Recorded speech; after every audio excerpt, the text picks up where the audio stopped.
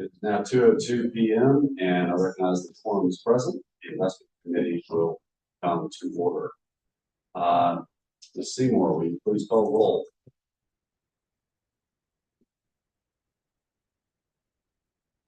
Christopher Zook. Here. Chris Gonzalez. Rob Reese. Here. Entertain a motion to suspend the reading of the minutes and approve them as circulated. So moved. Motion has been made by Mr. Reese, and I will second. This being discussion from the committee. All in favor, suspend the reading of the minutes and approve them as circulated, say aye, and all opposed say nay. Aye. Aye. The ayes have it. The minutes will not be read and approved as circulated. We will now accept public comments. All public comments are limited to 3 minutes. Is there anyone in the audience, in person or virtually, that has any comments they would like to present to the committee?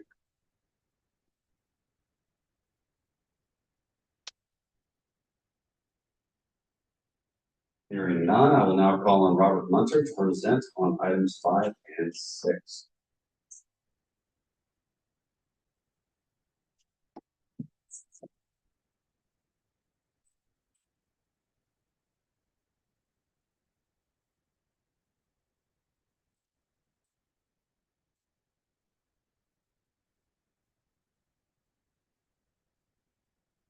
And good afternoon, members. So again, my name is Robert Muncher. I'm the investment analyst at the Texas Division Review Board, and I'm covering items 5 and 6 for this meeting. So for the first item 5, this is going to be covering the investment data report. Today I'm going to be presenting the first investment focus report that's going to cover information that we have previously reported and is available with data that's on our website, Global Data Set. And this will also include the new investment expense information that we've been collecting under SB 3.2.86 regular session with the reporting requirements that systems have been reporting to us for about 2 to 3 years depending upon their fiscal year end date. And the goal here of this new report is to start providing more of the investment information and making it available to our board here, as well as to other public retirement systems, Texas, and as well as the public.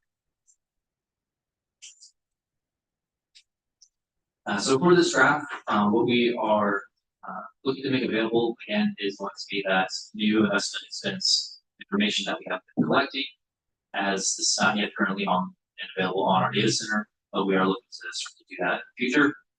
But just for right now, this is new information that we have, and it is a lot of information that we do have X number of tables. And the goal with this investment data report that we're looking to start to bring up is to help show a lot of the new information that we've been collecting. And ultimately, this is going to be something that we will put on the website. And part of this report, and we will do in the future, is start going into more of any issues that we start to find with the investments regarding returns or expenses that we want to look into. Some future additions that aren't in there right now that we would start to look to include are going to be more quarterly investment data information that we're able to gather from public retirement systems that do make that information quarterly reports or monthly reports available on websites or through the means, as well as looking to add additional liquidity metrics or anything else that the board to think of that you would deem useful to us and to other public retirement systems. So that's one of the main goals now, is to again get this information out available to our systems, but also to the board here, and then look for some additional information feedback from yourselves. Robert, can you tell me what the hurdles might be to getting the quarterly investment data from the systems? Sure. So some of the hurdles there are going to be that right now there is no requirement for systems to report quarterly information or make that available. But a number of them do make that type of information available on their website, which is good best practice for transparency, especially for the members about how systems are performing. So that would be something that we would have to do a lot of manual work of going to each of the websites and trying to get the information either from the systems, either requesting it from them, or just manually getting, if they do make it already available online. So that would be the real main hurdle there. But the benefit is that a lot of that information is more up to date than the annual information that we do collect. And a lot of the consultants that do put together those reports have a lot of additional information from liquidity to risk metrics, so standard deviation of the portfolio that would become something that we could actually see from their standpoint. Thank you. So for this slide, so what are the various tables that I've put together so far right now for the new information? There's 3 tables. They're all in the appendix here for it. The first one is mainly covering a more high-level overview of our retirement systems with their investment returns, as well as the investment expense information that has been reported to us in the past, just off of regular auditing requirements, and then as well as the new information that's being required under the SB 322 investment expense information. The second and third tables that I have put together, those two cover essentially a lot more of the detailed specifics of the investment expense information under SB 322. So that includes information that's looking specifically at the fees, the particular type of fees that systems are incurring. So example being profit share, carried interest, management fees, and firm returns are paid directly out from the trust of the systems, as well as a breakdown of those investment expenses by asset class. And the third part, the last table, is the one that is looking at those investment expenses, but also the services that the systems are incurring. So I have all of those broken down, and those are done as a percentage of net of assets. So that way it's more comparable across each of the systems.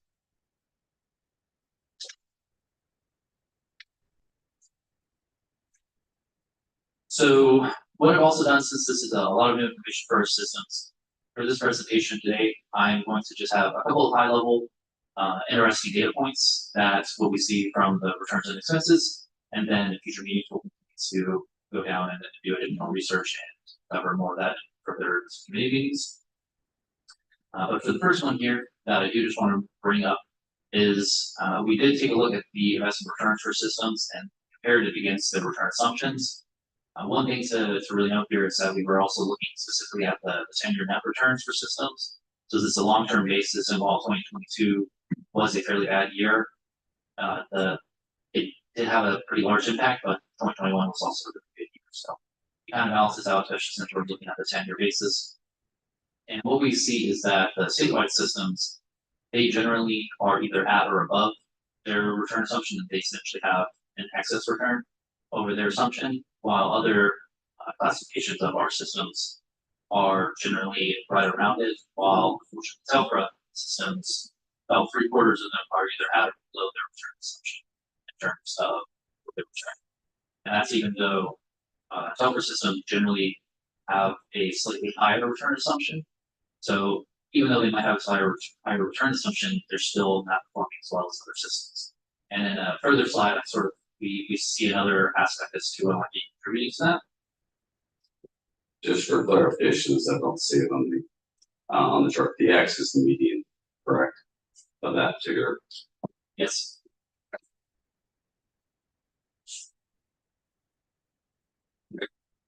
So for the next slide. So for these, the next couple of slides here, I have put together some information from the investment expense information from SB 322.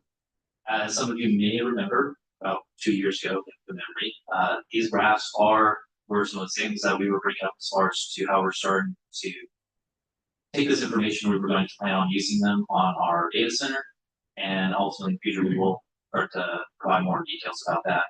But this is essentially displaying, and I have them broken down on the next couple of slides here, based upon the asset size for systems and the various fees that they are incurring. And there's a couple things that I do just want to bring up from what we've observed from the various information that has been reported to us regarding the investment expenses. So the first one being that there are, even though a large number of systems, about 64% do report that they have some type of alternative investment, we're only seeing about 27% of them report profit sharing or carried interest as far as some fees that they're incurring. And one of the interesting things here that from the graph on the right is that we do see, while there are some systems that are reporting fairly high investment expenses, and a lot of that's coming from the profit share carried interest, and this is using most recent information. But those two systems, even though they have very high investment expenses, they're also two of the systems that have some of the highest 10-year net returns. And we're talking about one of them was a little bit above 8%, the other one was 10%. So those are very good returns, and part of that helps show justification for those fees. And that's one thing that we do want to keep in mind and be a part of our later graph of. We want to make sure that when we start to show this information, because a lot of this is going to be new information in certain fees that haven't really been seen before, particularly those profit share period interests, that we want to make sure that we're showing them in a context that helps make sense. Right? That there are those fees, but are they getting returns that justifies? So the 64% of the report is on alternative investment. That does not mean for sure there's profit sharing carried interest that is included in those alternative investments, but most of them do. So is it we are making an assumption that they're just not reporting it the way they're supposed to be, or they don't know to report separately, or they don't have the ability to report separately? So some of that could be that I know we've had conversations with some of the systems that they were saying that they were not able to get that type of reporting, and that they were working with their consultants and the managers themselves to start getting that information, but it would take them some time to start to get it. So I do think that there will be some form of increase in systems that are reporting that profit share carried interest figure as time goes on. But I think another part of that as well is some of those alternative investments. It is sort of a more broad classification because part of that is coming from what's being reported in the audits. And so that's also some of the auditors just reporting an investment that may not actually have a profit share period interest, but it falls under a broad term investment. I had a clarifying question or clarifying comment and a question. So profit sharing carried interest, when we hear about like a 2 and 20 investment, it'd be at 20%. Correct. Yes. And are there other ways that fee type would present this chart? Just sort of industry standard or industry wise, is there any other way that a fee comes through as carried interest or profit sharing? In this particular chart, I mean, so this one would cover all the pieces of management fees paid directly from the trust, which were sort of 2% could actually come in play. But it would also, the profit share carried interest, which is the lighter bar, that one's where that one increases. Okay. So elaborate, I don't think there's anything else in the industry. So underlying structural expenditure or all that. So, thank you.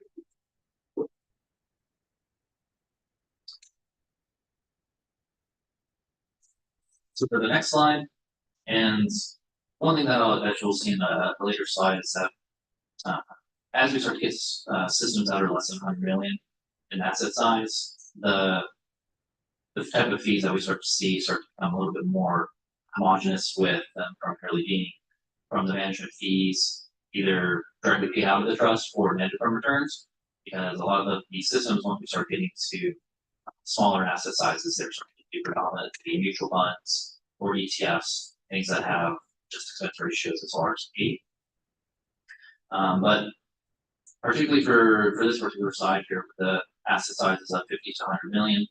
One of the things that is interesting, unlike the last previous graph, is that the two systems that we have here, while they do have high fees, unfortunately they are not systems that are appear to be getting a return worth necessarily those fees. And that's something that we start to look at more further in later investment committee meetings. But it's just interesting now that we start to have all these graphs available to us. And for the next slide. So for these, there are some other additional things that we do want to just share quickly. That's for some of the systems, especially when we start to get to smaller systems, they are not always having mutual funds, and sometimes they're actually having their advisors completely run their investments. And what that starts to look like is a lot less direct management fees that are being paid directly from the trust, and it's more of a service fee.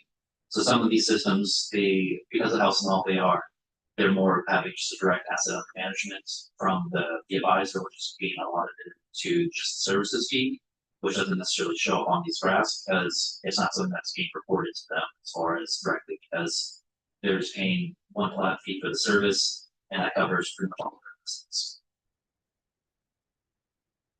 Question that I've never thought of as many times as I look at this. The red line is Texas total average benchmark. That's simply what the plan is. It's 78 basis points, whatever it is. Everything's 77 basis points. It's not factored in how much versus option here. So what I think we may be seeing is a little bit of data bias because the very expensive plans like Houston Police and Houston Uni are very expensive simply because they have huge amounts of performance fees because of very strong performance. And so that's taking that red line to right. So have we considered doing maybe, sorry that didn't work, but two lines, one that would be management fees and then all-in fees? Because for the funds that don't have profit sharing fees or incentive fees or carry, their benchmark is actually, it looks like they're doing great. They may be doing great, but they may not. So if that is just eyeballing here, if the average is actually across the state around, call it 42 or 46 basis points, wherever that falls, then those that are above that who don't have profit sharing fees can know that they're more expensive than average or less expensive than average. So something like that, based on the work, if you could look at that and just report back to us next meeting, that'd be great. Can absolutely do that.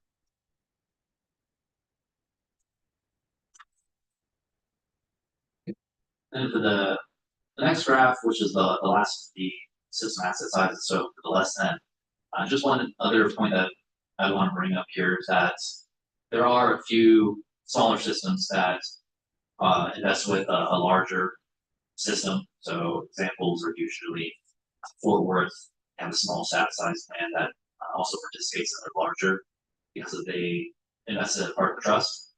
So some of those systems do show up here at the very bottom and have those profit share carried interest. So that's just something interesting to note that, at the very small end, you can start to see those start because of how they're being set best. Next slide.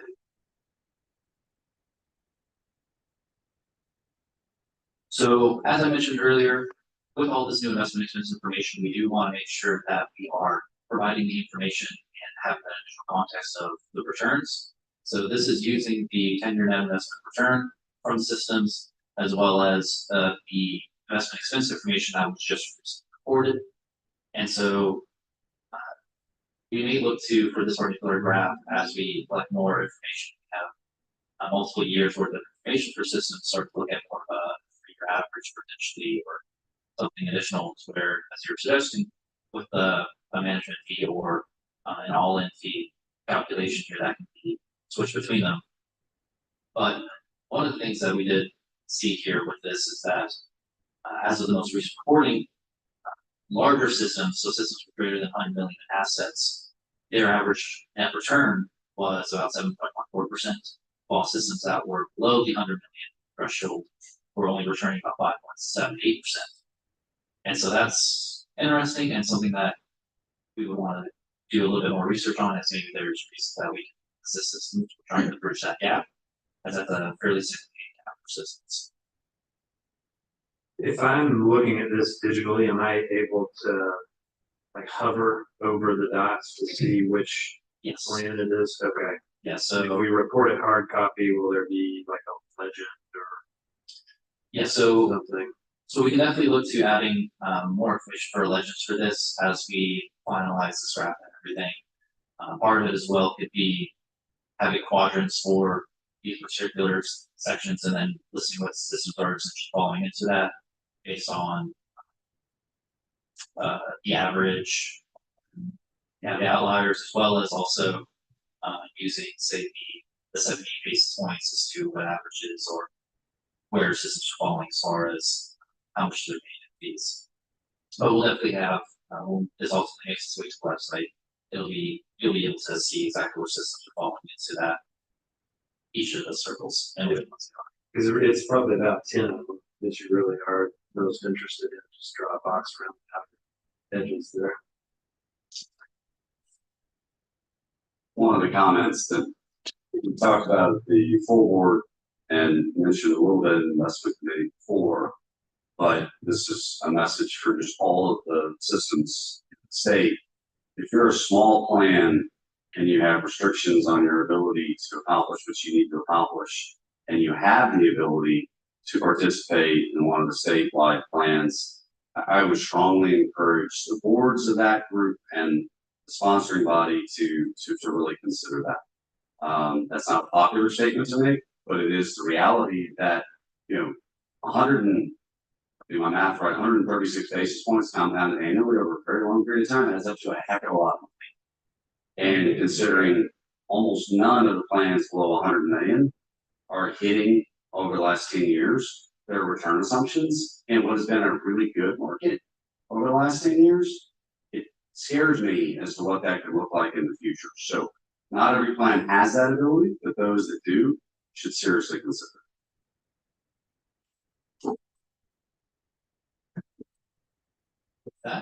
That concludes item 5, unless there's any questions or suggestions that the committee has for anything that we want to do in the future.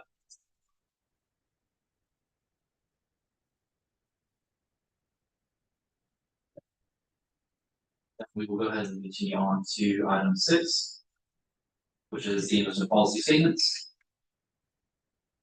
So real quick, as a summary for what we're going to cover with the investment policy statements balance that we've created. So I'm going to just provide a real quick overview of the background for this task that we were getting from the board, and also provide an overview of the investment policy statement, and then what was the research that staff did for reviewing these guidelines, and ultimately what were the various products that we created here for our systems. So first, for background, last year the full board assigned a task to the US community back in July 14th to work with staff to develop investment guidelines for what was laid out under section 802.109 of the Texas Government Code. And then, so staff, what we did was we focused on the investment policy statements. The first one has that as a published document for investment programs for all pensions here. And then ultimately, our goal was to analyze the best practices that we identified from various resources, as well as for what industry experts were looking at when they conducted their investment practices performance evaluation process back in 2020. And all of this was to ultimately help systems improve their practices, as well as hopefully helping them achieve their goals. So first, what is an IPS? Just a real quick recap for the committee, as well as any stakeholders watching. So it's a document that ultimately defines the investment program and how it will be managed.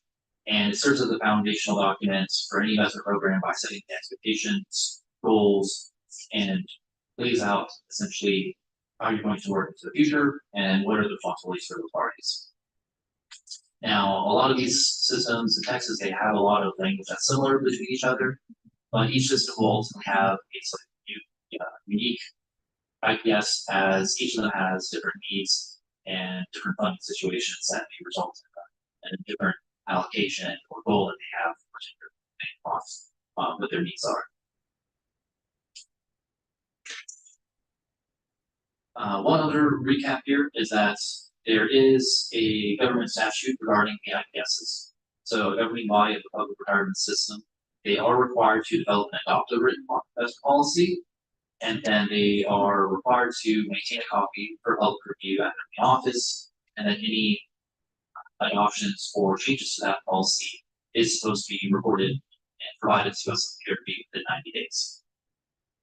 Outside of that, the statute does not have any additional language as far as what needs to be present in an IPS.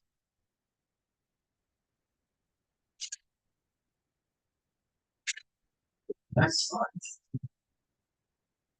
So what staff ultimately did, we did review all 100 of our system's IPS documents that we have received from them. We looked at the language that was in there, and we did some initial research as far as potential gaps in policies that we might identify from the systems going in.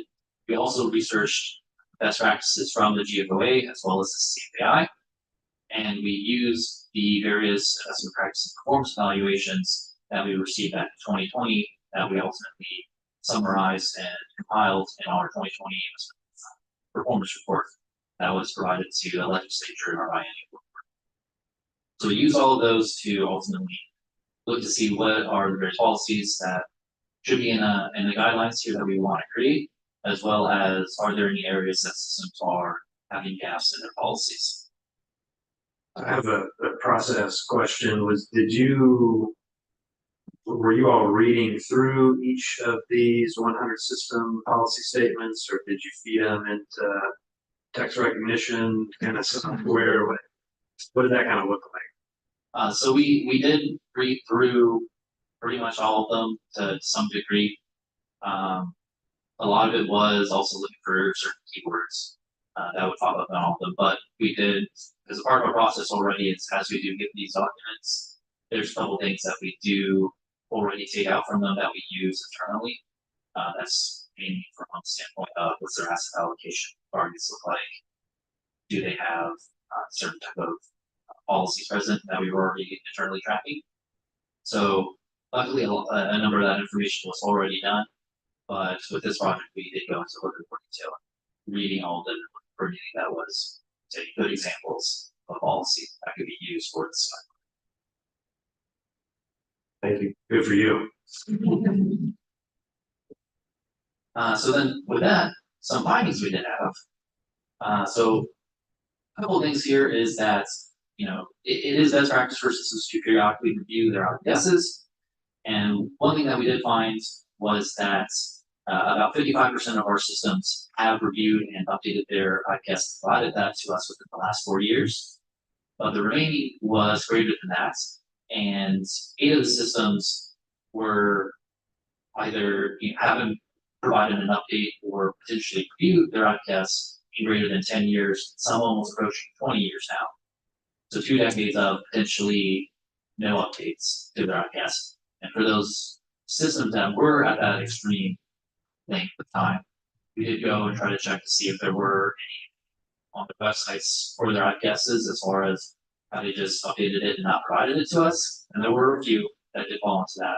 But there were also a number that did have IPSs that were approaching 20 years that were still available on their website. And that's a little concerning because we think in 2 decades as markets have changed, there should probably have been some sort of an update. Yeah, no, I'll just make it very clear. He's being polite. If you're sitting on a board of any organization, investment committee, foundation, charity, whatever, it's just best practice to review the investment policy statement. If you're sitting on a board serving the needs and the well-being of people that are going to count on this money to live on when they're going to retire, if you're not looking on the IPS and evaluating that regularly, you need to move off of that board and let somebody on who's going to do that. It's not acceptable. It's not being a good fiduciary. It's just not the right thing to do. So doesn't mean you got to change it, but you at least got to review it and see if it's current and see if it's applying today the same way it did a decade ago. And preferably get it to where it's part of the regular governance cycle that will occur on an annual basis or at least a biannual basis to have that done. So my personal charge is for anybody that's on that list that has not done it within the last 4 years, please do it ASAP. It's just the right thing to do.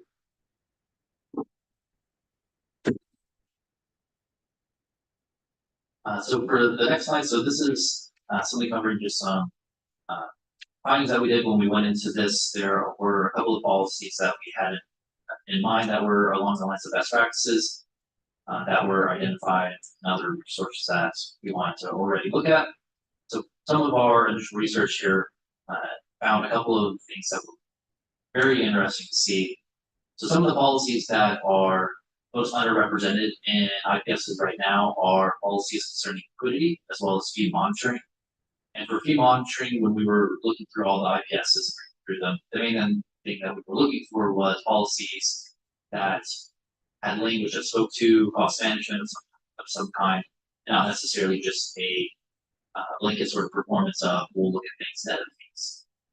And so that was the ultimate concern because we wanted to see, for these policies or systems outlining how they're going to go about monitoring the fees. What are there any types of benchmark comparisons that they're going to be looking at, and do they have any policies in place to try to remedy issues aside from net of fees? And with that, there were a number of systems that did have very good IPSs that contained all the policies that we were looking for, and it was helpful to see what ultimately systems already had in their IPSs.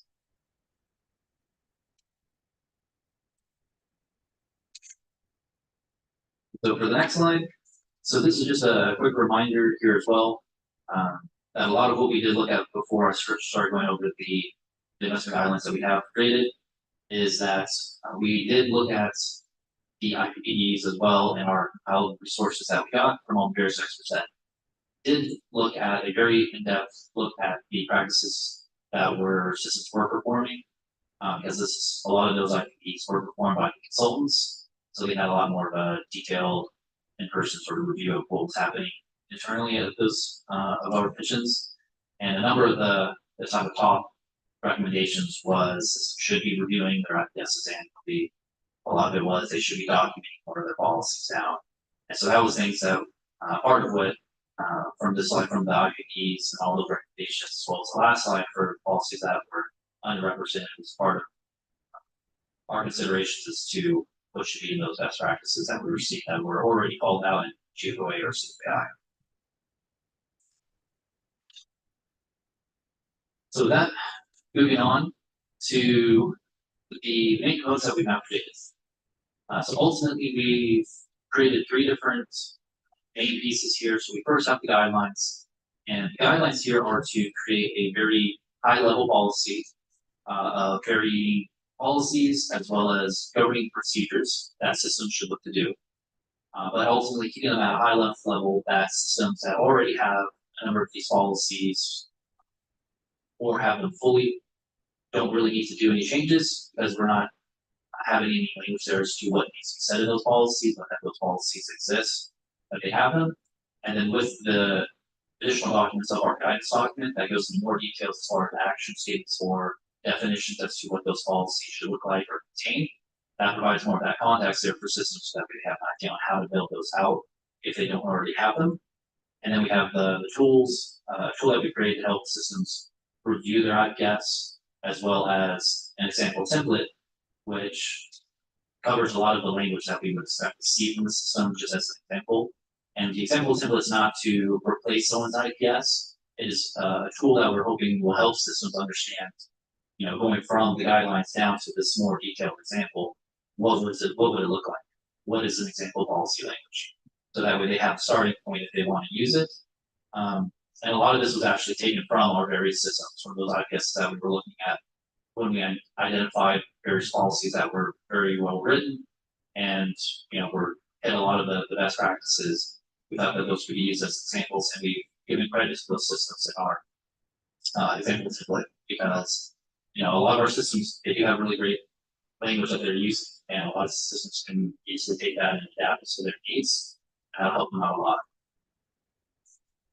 And to clarify, on all this support documentation guidance that you are putting together and we're providing, you believe, like I believe, each of these statements should have their own thumbprint. We shouldn't have 100 of the same things or 2 of the same.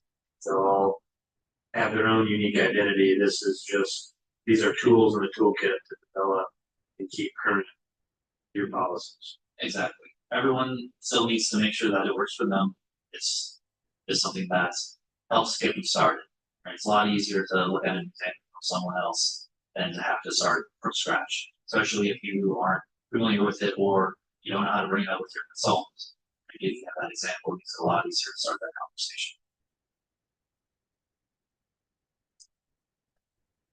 So for the next slide, so again, what we did, looking at the IPS guidelines, we took the combination of the GFOA, the CFAI best practices, and some additional things that we took into consideration was, this is an IPS guideline, but we're also looking and trying to make this in terms of this is a Texas public retirement system. What are the statutes that they're required to do? And how does that already interact with the systems and investment programs? Example is SB 322, investment expenses.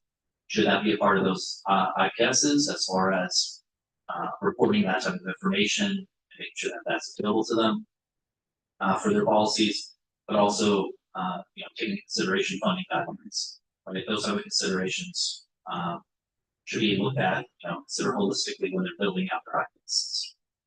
So we took those into consideration with the guidelines, and then again, the guidance document further elaborates on those industry best practices, providing a bit more detail there for systems to understand how it's supposed to be built and what those policies contain, and the tools and templates to provide those examples.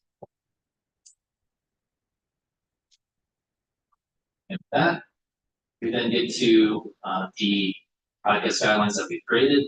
So on the left, we do have all the policies that we've identified as far as best practice that systems should look to have in their IPSs. And then on the right, we do have all the government procedures. So this is procedures such as reviewing the IPS annually, as well as the statutory requirements to provide us any of those changes and updates within 90 days. But ultimately, these cover what we think are the best practices for systems and setting that sort of like minimum level that systems should have for their IPSs. And one policy I do want to note that we do have it here, which is proxy voting. Some states do have a requirement that IPSs have to have proxy voting as a policy in their statements.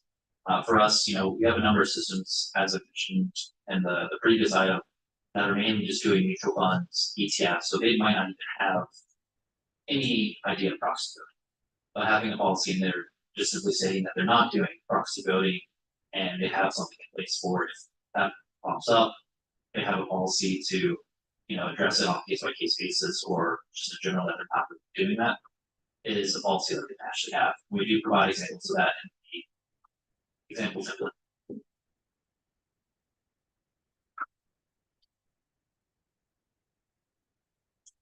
So that I do have an example for systems just for this presentation regarding the guidance of the example template as to what this is ultimately look like. And this is just looking at one particular policy for investment objectives.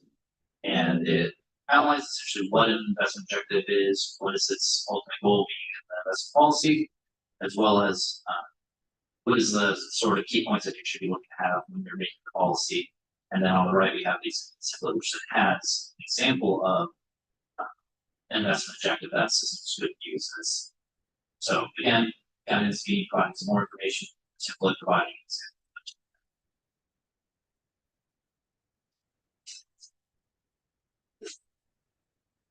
And then finally, so for the review tool that we put together, which is at the end of the packet, is ultimately covers all of our best practices that we've identified, as well as the guidance documents for the example template and the governing procedures that we have there that we've identified. And this should hopefully help systems be able to review their IPS and check for any deficiencies that would match up against this, the guidelines that we're creating, and understand if they need to go back and update anything or add a policy to their IPS. And then from this as well, things that we're looking to consider doing would be continuing education on this topic. And we can help provide examples of how to use tools or additional links with the examples as well. And so ultimately, the main goal here is to try to help the systems understand the new guidelines that we have. And ultimately, these are guidelines, they aren't rules, they're not requirements for systems necessarily to do, but we're ultimately here to help the systems.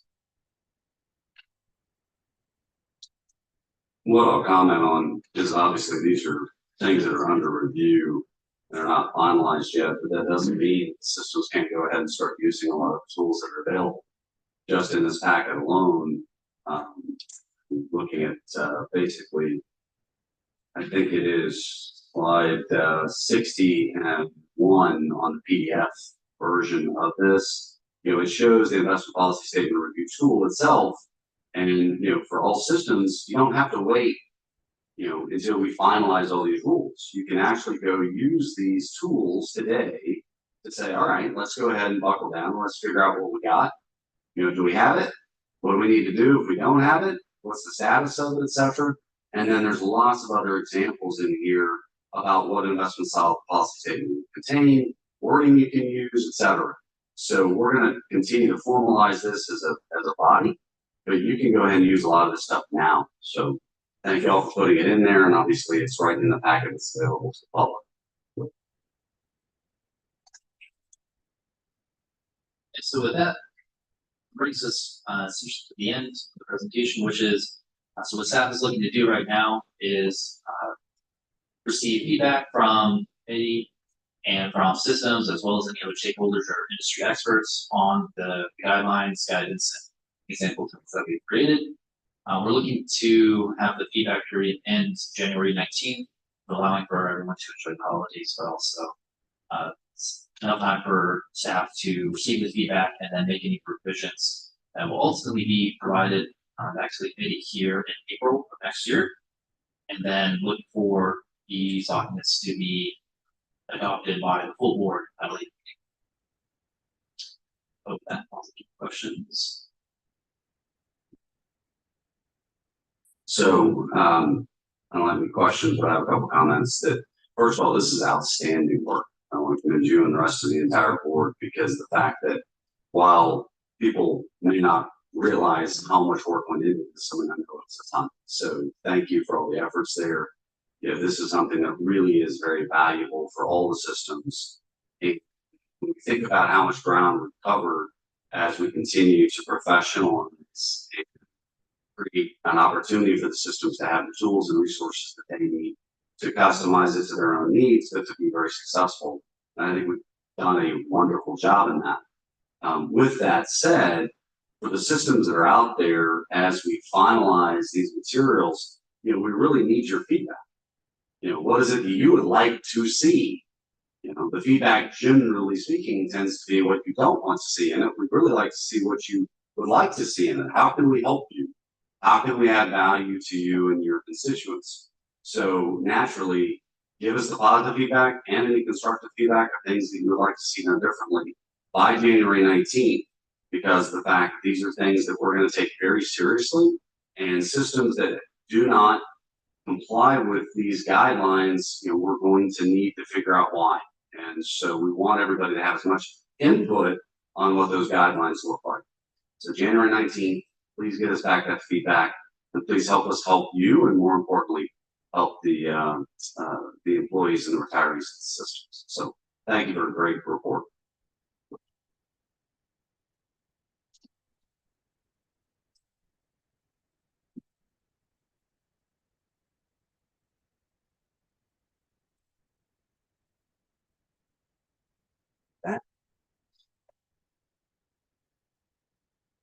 Item 7 is future meetings. There will be an investment committee meeting on April 25th, 2024 at 10 a.m.